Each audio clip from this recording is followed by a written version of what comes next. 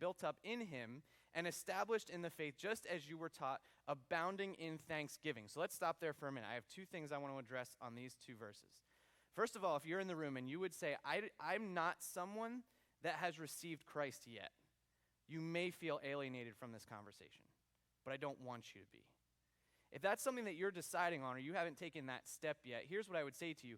Let's hear out what Paul is saying to the church of Colossae, and you decide whether you think what he's laying out for them is a worthwhile way of living. If you think it is, then let's take that next step. Keep asking questions. If it's not a worthwhile way of living, then you can step away from tonight and know that you're not interested. But I would challenge you to engage in that way. Now, for those of us who have decided that they wanted to receive Christ, they've started to follow him, there's something that Paul says to us, and he says that we should walk in him rooted, built up, and established. Let me ask you a question. Do things get rooted and built up and established instantaneously? Yes or no? I'm making sure you're still with me. Okay, so no. You can plant something before you came to church tonight and then go home today, and it's not probably going to have a lot more roots than when you planted it, right? When you build something, maybe some of you have built your own home or you've watched something get built. You've got to go through plans and lay foundations and all kinds of things. And when things are established, they take time. He says this is a process that we have to walk through. It's not something that happens instantly and it's done. So there's a process that's going to happen. And I think what Paul is asking us to do in this passage, or asking the church of Colossians to do in this passage, is to walk in this way and learn how to do these things, to be rooted and built up and established. And a big piece of that, I think, as we look moving forward, is that we have to have focus. Now, focus is an interesting thing, right? Because there would be different opinions in this room on what needs to be done in order to focus. Some of you I just told to go get more coffee because caffeine would help you focus, right? Some of you, if you went and drank coffee right now, you would have zero focus whatsoever because you'd be bouncing off the wall. There was an interesting situation that happened to me in high school. I think I was in my junior year, and in my junior year, I had to take both chemistry and psychology. Okay, so if you would rather take chemistry than psychology, raise your hand. You would rather take chemistry. Okay, not my people. If you would rather take psychology, I know my wife raised her hand for chemistry. Psychology, okay, so more of you are on my team than others. Okay, so I had both of these two classes, and I went to a small Christian school, so most of us had the same two classes, okay? So what would happen, we were going through the year in psychology, and they start to talk about this idea of focus and what you need to do to focus and how different people need to do different things and how it's totally normal for certain people to doodle or take notes even when they're just listening. It just helps them engage with what's going on, right? That's just what needs to happen. They're not just not paying attention. They're just processing what's going on. But my chemistry teacher was a little bit more old school, and his rules were if he was talking, you had to have eyes on him. You weren't allowed to be doing anything else. Now, if he's writing on the overhead projector, then you could take notes, okay? No smart boards when I was a kid, right? You had to take note. Then you could take notes. Then you could write something. So this was interesting when you start to learn in psychology that you're supposed to be allowed to doodle to pay attention, and then the other teacher in chemistry is telling you not to do that. And for me, it wasn't a problem, so I just kind of would sit back and I was waiting for the day, right? When somebody would raise their hand and challenge the chemistry teacher on what they were teaching us, right? And sure enough, one day, he told somebody to stop doodling, stop doing what they were doing, and someone else raises their hand in class. I'm like, yes, the day came. And they say, what? They're teaching us that we should doodle in psychology. What do you think we should do? I don't remember how the rest of the conversation went, but I do remember that the chemistry teacher changed. Because I don't know if they had a conversation with the psychology teacher and they rock, paper, scissors it and figured out who was going to be right and wrong, right? I don't know what happened. But it changed because he realized that focus needs to come at different angles or in different ways for different people. And so for some of us it means taking away something or adding something. But what Paul walks us through in these verses is what it takes to have this focus. And the first thing that I think is very important is that we should remove distractions. Now we're going to jump down to Colossians 2, verses 16 and 17, and we're going to move on from there. We're going to walk through a little bit of this passage. It says, "Therefore let no one pass judgment on you in questions of food and drink or with regard to a festival or a new moon or a Sabbath. These are a shadow of the things to come, but the substance belongs to Christ. Let no one disqualify you, insisting on asceticism and worship of angels, going on in detail about visions puffed up without reason by his sensuous mind, and not holding fast to the head, from whom the whole body, nourished and knit together through its joints and ligaments, grows with a growth that is from God. If with Christ you died to the elemental spirits of the world, why, as if you were still alive in the world, do you submit to regulations? Do not handle, do not taste, do not touch, referring to things that all perish as they are used according to human precepts and teachings. These have indeed an appearance of wisdom in promoting self-made religion and asceticism and severity to the body, but they are of no value in stopping the indulgence of the flesh. So let's pause there for a minute. He starts to talk about these ideas of regulations and what you need to do in order to be in good standing with God. Now, some background on this. Many of the people that would have been hearing this would have been taught from a young age about ancient Judaism, right? And they had a lot of laws that they needed to keep in order to have a right standing with God. In fact, there were over 600 of them.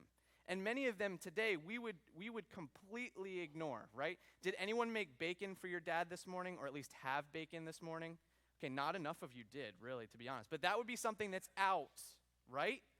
No pork. Bacon's out. And so there's this crossover that's happening where they've been taught a certain way of life for so long. And then Jesus comes along, and this is just a couple of decades after Jesus was around, and he says, listen, those ways, those rules, I've fulfilled them. They're not the thing that you are to focus on anymore. And this is important, what Paul says at the end. He says, they have indeed an appearance of wisdom in promoting self-made religion and asceticism. Let's talk about that word. I had to look it up to make sure I had it right. The idea is basically that you're taking what you want, or the fun almost, out of life so that you can seem more religious. So you're removing the desires you have, or the fun that you could have, or the passions that you have, so that you seem more religion. And then he says, and severity to the body, you're just denying what you want. And in some ways that's a good thing, but Paul says, listen, some of the things that you're majoring on are things that just get used and they go away. They're elemental. They have no bearing on your spiritual being. And so he says, why are you so focused on that? And when we do focus on that, this is the problem, is that we are the God of our self-made religion. When we start to evaluate ourselves or evaluate other people on what they do or do not do and how they practice and don't practice and compare it to ourselves, we are placing ourselves in God's place and not allowing him to be in God's place. And what we know, and I think I can help explain this a little bit, at least from a guy's perspective, is that to-do lists don't sustain relationships, okay? Now, guys in the room, we know this. At least, maybe I should speak for myself. I know this. It's easy for us to take our to-do lists and say, okay, if I get my to-do list done, then I'm set and I'm good, right? So we'll even start to think about that in our relationships, maybe even with our wives or our kids, right? So we did the thing we're supposed to. We mowed the lawn. We took out the trash. We helped get the kids in bed. We helped do the dishes. We said hi. We asked how your day was. And then, we've done our list, and we're like, okay, now she can't be upset with me because I did the list, right? We think that way. Some of the ladies in the room are going, yes, that's the way my husband thinks, right? But that doesn't sustain the relationship. When it's just a to-do list, when it's just something that we have to get done or just rules that we have to follow, that's not a relationship. And when Jesus came, he said, this is the relationship that I want to have with you. The same is true when we talk about how we practice our religion. If we wake up in the morning and think, oh, we'll just check off, read my Bible, did my prayers, didn't yell at the person at work who was a moron, didn't cut the person off in traffic, right? I didn't do the wrong things and I did the right things, so now me and God, we're good. I don't have to do anything else. Simply based on a to-do list doesn't show us how our standing is with God. And when we think about this idea of regulations, what happens is we get distracted from who we're supposed to be focusing on. Now, distractions don't stop us from where we want to be, right? If you're in the grocery aisle and you're like, I know I have to come down this aisle just to get something from the frozen food section, you may get distracted and make a stop at the ice cream, right? But you're going to keep going to the end of the aisle. So it's not stopping you from where you want to be. But Satan loves to use these distractions because it gets us off course. And so when we look at one another, when we look at ourselves and we think a to-do list is what we need, or we look at other people and we say, oh, that person dresses this way. Clearly I'm in a better standing with God than them. Or that person does this on the weekend. This is how they spend their money. Man, they're not as much a Christian as I am. Maybe you'd never say it out loud, but we think it sometimes. And so what's the question that helps us to overcome this idea of distractions? And I think this is the question we need to ask ourselves every day. Am I living my life today the way Jesus has called me to live? Now notice the two words that are highlighted, right? My and me.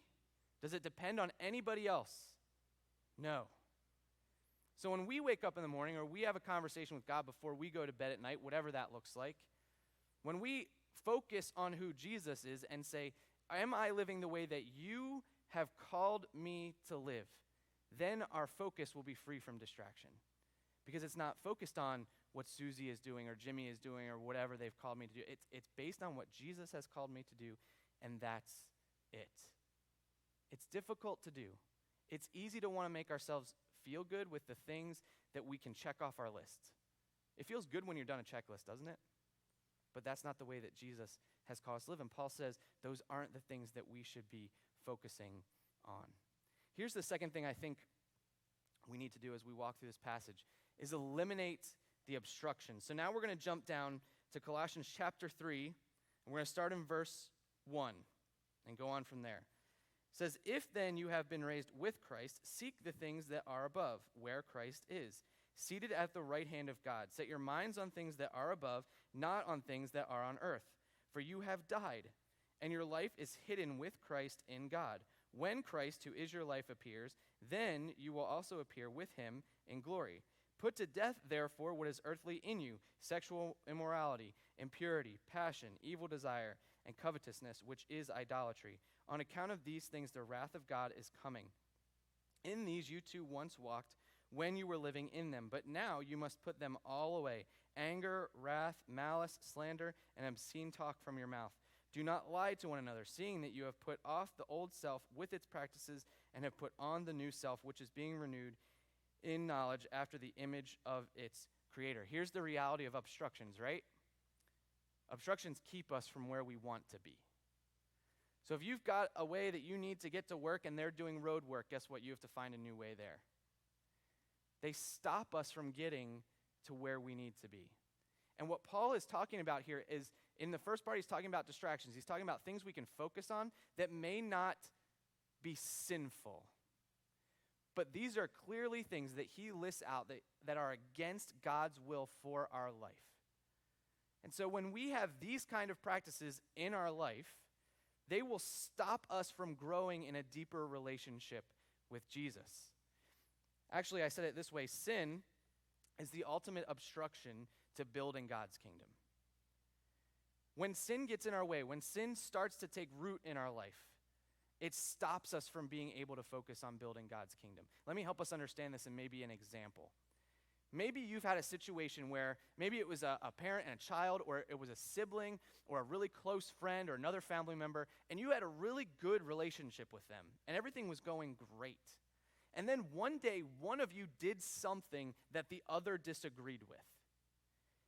And whoever did the thing that the other one disagreed with was not sorry for it, or didn't stop doing it. Now there's an edge to your relationship, isn't there? There's something that's there that when you have a conversation, you might learn to be cordial with that person, right? You can get along with them. You can be in the same room, but you don't have too much of a deep conversation because you don't want to go there. You don't want to accidentally bring up the topic and then you start fighting again. So all of a sudden now your relationship has this edge to it, this roadblock that's stopping the relationship from growing deeper as it should. And that causes the relationship to suffer. The same is true with us and God. When we find ourselves allowing sin to sit in our lives and take root, and we don't get rid of it, we have a problem and we refuse to address it. Now we've got the problem of that's stopping our relationship with Jesus from growing deeper because it's in the way. It can't stay there. So what actually happens is we need to decide something. And sin dies when we decide our desires don't deserve to live. Now again, let me talk about like the desires that we have, the passions we have, the dreams we have. Those aren't the desires I'm talking about. Those are God-given desires that he wants to leverage and take us through. What we're talking about here is the fleshly desires that we have that we know are clearly against God's will. And that sin won't die until we decide they're not worth pursuing. Let me go backwards actually a little bit to Colossians chapter 2. We're just going to read verses 13 and 14. Skipped over it before, we're going to come back. And you who were dead in your trespasses and the uncircumcision of your flesh, God made alive together with him, having forgiven us all our trespasses, by canceling the record of debt that stood against us with its legal demands. This he set aside, nailing it to the cross. So let me explain that a little bit, right? Jesus is the one who takes that sin that we have, and he has set it aside. He's nailed it to the cross. He's killed it. When we decide that our desires are worth pursuing over what Jesus had for us, it's like trying to breathe life back into a corpse. There's no use in doing it. We're going to continue to pursue, trying to receive life or gain better, whatever we want, a better experience or a better life out of these desires that we know are against God's will, and yet we still pursue it, trying to breathe that life back into it. When Jesus says, listen, I killed it, we can't bring back to life what God has killed. So why do we spend time on it? It goes back to the idea of that sandcastle, right? We spend our time on it. We spend our time trying to bring it back or trying to create it when ultimately it's already worthless.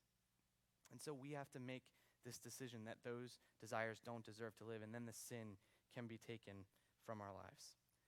All right, the last section we're going to talk about tonight, we're going to go to Colossians 3. We're going to start in chapter 12. We're going to go down to 17. It says, put on then as God's chosen ones, holy and beloved, compassionate hearts, kindness, humility, meekness, and patience. Now I'm going to stop here for a second. I told you we're going to go past it. I'm just kidding. We're going to stop for a second. This first sentence is very important. Put on then as God's chosen ones. Listen, if we read over that and forget to recognize how important that is, that would be a miss. Now let's be honest. Paul is talking to the church of Colossae, and he's saying this to people who have decided to follow Jesus. But again, you could be in this room and say, I haven't decided to follow Jesus. Am I one of these chosen ones? I would say yes. Now why would I say that? Because I believe that none of us are put on this planet by accident.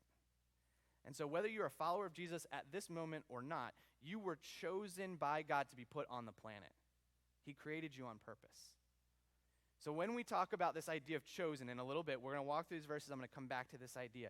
This still rings true for you, maybe just in a bit of a different way. So let me read this one more time. Put on then as God's chosen ones, holy and beloved, compassionate hearts, kindness, humility, meekness, and patience, bearing with one another, and if one has a complaint against another, forgiving each other as the Lord has forgiven you, so you also must forgive.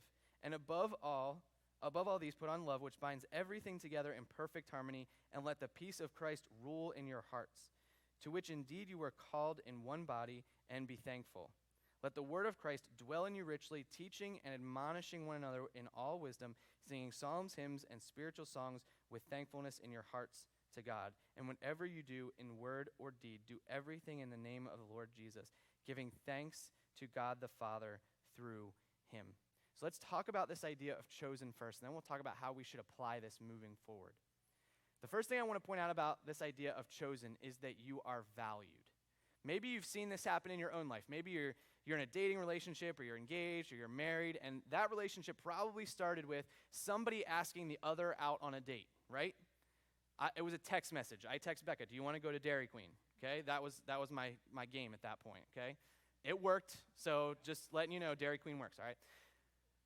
Send a text message, would you like to go, or would you like to go out to dinner, or would you like to go to a movie, blah, blah, blah, blah. Then the other person has to choose to what? Say yes. And at that moment, you both feel valued because someone decided to ask you and someone decided to say yes. There's a value that's there. And when God chose us to be a follower of him, God chose us to be put on the planet, it's because he values us.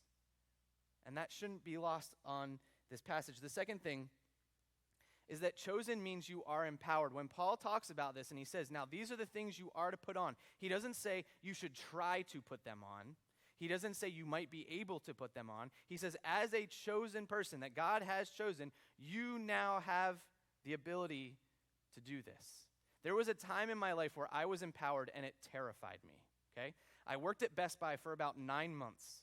I started working there right before Black Friday because they needed extra people at the registers because Black Friday is insane at Best Buy, right? So I get hired about 3 months into the time I'm working there. They have a new position that they want to hire. It's called a front-end leader. So what that meant was I was going to be in charge of all the registers on the floor, anywhere in the building, and over every part of customer service, okay? So that was my job. It was like middle-level management. It really wasn't that big a deal. But one day, all of like the general managers were on vacation or something, and the one guy that was the manager on duty had to take his lunch because it was company policy. There was a certain amount of hours or whatever. So guess who's the only one who's available to cover him? Me. I've been at Best Buy for 6 months, and now I'm in charge of the whole store. I was like, my last name's Murphy. This is the moment where the building burns down, right? Everything's going to be a problem. Now, I'm being a little bit dramatic because that guy was just in the break room. Like, he had a radio on. But at that moment, I was like, how does 6 months into this, how am I the one who's in charge of this whole place? They gave me the clipboard. They said, you're in charge. Like, I had all the I was like, this is not good. This is a problem. Now, sometimes we get empowered with things, and it's terrifying, like that moment. But sometimes it can be really, really good. Maybe you were given a promotion at work, and that promotion comes with more responsibility, and your boss looks at you and says, I believe you can do this. Maybe there's a special project at work, and now you're the head of the team that's running the whole thing, and they give you the keys, and you're the one going, and they empower you. This can be a positive thing. It can be a scary thing. But what Paul tells us is that we now have the ability, through the Holy Spirit, to be the person and to pursue the relationship with Christ we're supposed to have. And that's an awesome thing to be able to pursue, knowing that God has chosen us, he valued us, and he also has empowered us to do what he's called us to do. And the last thing is this, and this is the hardest thing. Chosen means that there's expectations. So when Jesus chooses us or he calls us into this relationship with him, everything doesn't change in that moment and you're done, right? We talked about that at the beginning. You become rooted and built up and established. There's a process that you're still continuing to go through. There's an expectation that we're going to continue to grow. And that means that we've got to put in the effort. Maybe that relationship that started with a text message or something, right? It grows into a marriage and you say, I do. And when you said I do, there were expectations. When someone gave you the promotion, there were expectations that you were going to give your all to be able to do the job well.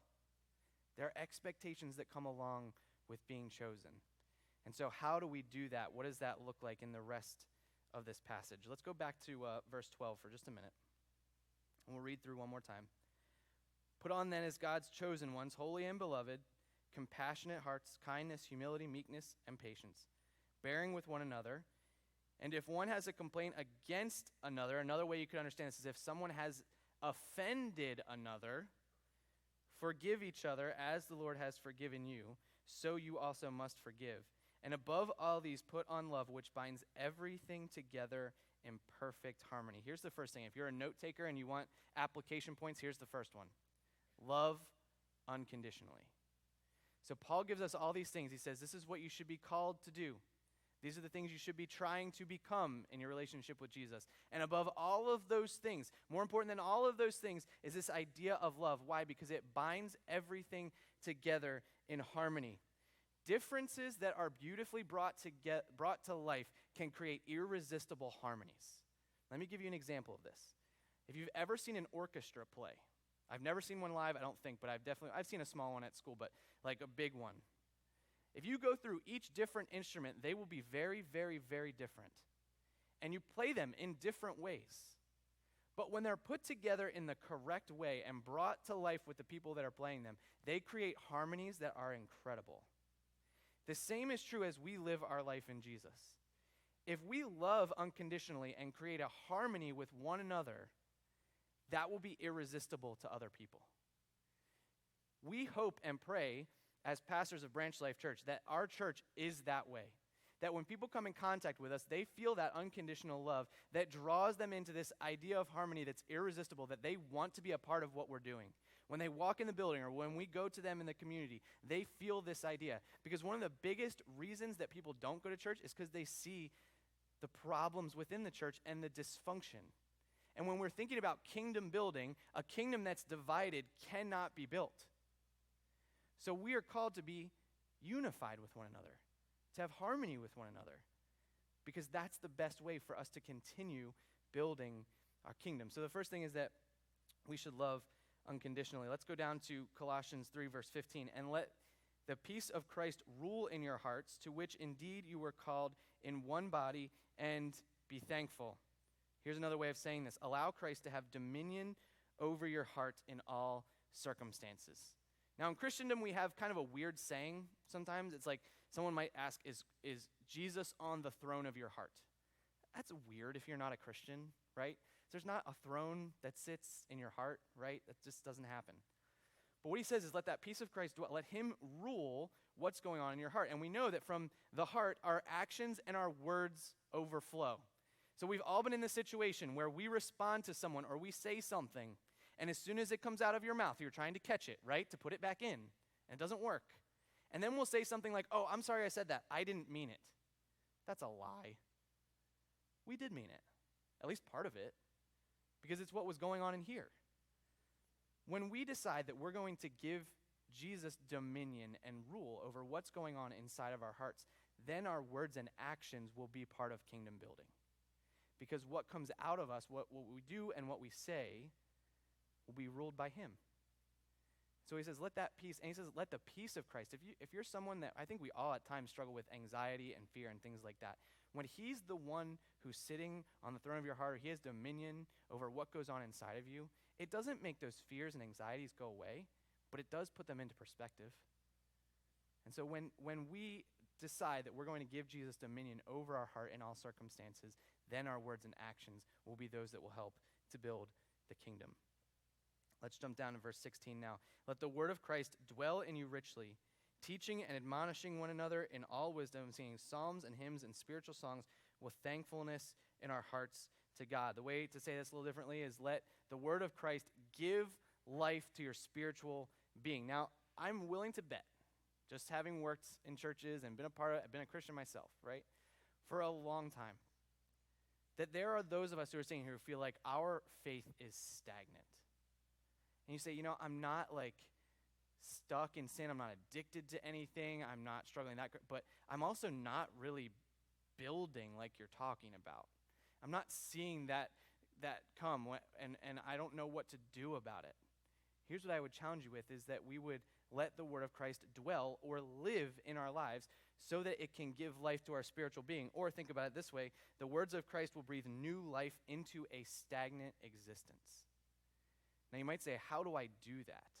I would first of all challenge you, if you're not reading God's word or involved in scripture on a regular basis, to start there.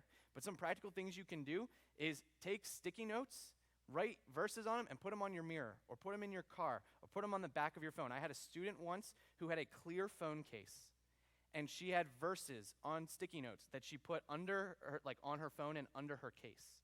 So they were always reminders for her on the back of her phone when she saw them.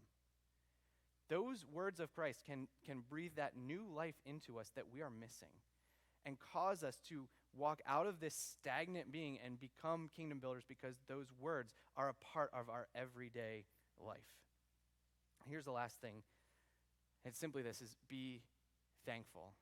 Now maybe you didn't catch it, maybe you did. I want to read through, again, just one more time, verses 15 to 17, and there's some very specific things highlighted here. It says, and let the peace of Christ rule in your hearts, to which indeed you were called to be holy, and be thankful. And then he says, let the word of Christ dwell in you richly, and blah, blah, blah, blah, and with thankfulness in your hearts to God. And whatever you do, in word or deed, do everything in the name of the Lord Jesus, giving thanks to God the Father through him. Do you think Paul wanted us to be thankful? He says it over and over and over again. And he says it also in verse 7 of chapter 2. So he gives us these instructions. He says, do this and be thankful. Do this, walk in thankfulness. Do this, giving thanks to God. The fourth thing is simply thankfulness, and here's why. Because thankfulness recognizes generosity and erases selfishness. One of the main reasons that we will find ourselves building our own kingdom and not God's is because we're being selfish. We're too focused on what we want. We're too focused on the desires that we have. We're too focused on not thinking about what Jesus has called us to be and instead thinking about what's going on in our own thought life, in our own selfish desires. So what do we do with that? We need to have a daily recognition of Jesus' actions as greater than our own. Because when we realize that he can do more than we can, we'll hand it over to him. When we recognize that what Jesus wants to do through us is greater than we can do on our own, we'll hand it over to him. We won't cling to it.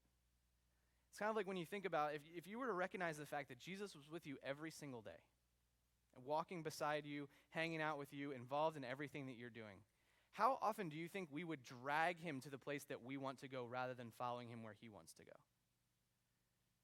If we just remind ourselves that what he wants to do is greater than what we want to do, we'll hand it over to him, and we'll have that daily recognition that he is greater than us. And so as we close for tonight, this idea of removing distractions, right? Get rid of them. Remove obstructions. They stop us from getting where we want. And then putting on these things that Paul talks about in the end of chapter 3 will cause us to have that greater focus on building God's kingdom rather than simply trying to build our own. One of the things we do every week is we give you the opportunity to respond on your card. This one's a little bit different because sometimes we leave it open-ended. We say, how are you going to do this? I have a challenge for you, okay? So there's two parts to this. The first is this. Choose 4 times this week to stop and thank God for all he has done for you. So this is the challenge. You actually have to put it on your calendar. You have to set an alarm. And you're saying, well, how am I supposed to write it down and then give it to you and then I won't know what I wrote? Write it down, take a picture on your phone, right? Then you can take that picture, you can send it to somebody else and say, these are the 4 times that I want to pray and be thankful to God this week. Can you pray for me as well? Why should we do this? Because when we make time and we pick 4 times over the next week where we're going to stop and be thankful to God, it will refocus us not on ourselves, but on what God has done for us and what he's doing through us. Here's the second part of this. And ask him to take your mind off of what you want and focus on what he wants for you. So the challenge is simple. 4 times this week where you stop. You set an alarm, you put it on your calendar, whatever it is, and you thank God and you ask him to cause you to be more focused on what he has for you rather than what you have for you. And that will lead us to a place where our focus will be his kingdom and not simply our own. We're going to sing a couple more songs tonight. One of them is going to be new, and we're going to have the guys come up and get ready to lead us. It's a new song. Maybe you've heard it. It's been kind of climbing some worship charts, and the whole point of this song is simply to remind us that Jesus is there with us. That when we think we're alone, we're not. And as we think about that process of Jesus being there with us, that's what part of this whole challenge I just gave you was about, is remembering that he is there, what he's done, and to have a focus on him rather than simply focusing on ourselves. So we're going to sing this song together. You can respond on your card during the song. We're going to have the words up, so if you want to sing along, you can do that. You can sit, you can stand, whatever you want to do. We are also going to have, in the middle of this song at some point, the ushers are going to come forward, and they're going to collect your cards, okay? So we would love to get your card from you. Again, remember, if you want to keep your times that you wrote down on that card, take a picture. Take a picture on your phone so you still have it. And we then, as a staff on Wednesday, will pray over these times that we have, that you've given us, where you're going to stop and refocus yourselves and be thankful for what God has done and is doing through you to build his kingdom. Let me pray, and then we'll get ready to sing.